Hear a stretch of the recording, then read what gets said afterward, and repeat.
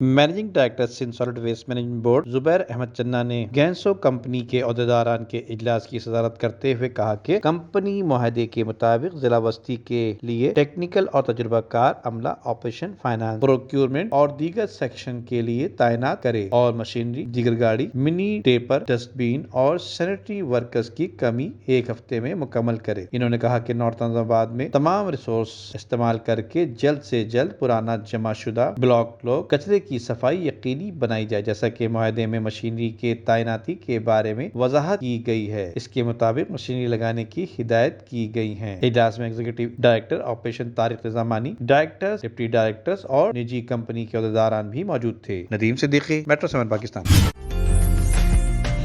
عمدہ میں پکائیں اور جی بھر کے کھائیں۔